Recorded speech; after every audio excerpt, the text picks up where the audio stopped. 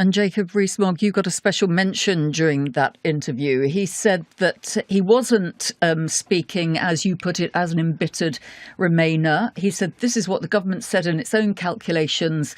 A no-deal Brexit is the worst of all. The North East, for example, an area not full of bounding prosperity, might lose 16% of its GDP if we crash out without a deal. Well, I think he's wrong on almost everything that he said in that particular part of the interview. First of all, I don't think there are 40 MPs who want no deal. I think most members of the European Research Group would like there to be a deal and were very happy with the level of compromise that came in the Mansion House speech. So that includes paying the European Union nearly £40 billion, which is a pretty big compromise, includes having a transition period, and includes remaining in some of the agencies. So there's been a lot of willingness to compromise up until the Mansion House, but not willing to go as far as Chequers. As the economic consequences, these come from the Treasury, and I'm afraid the Treasury forecasts have been completely discredited.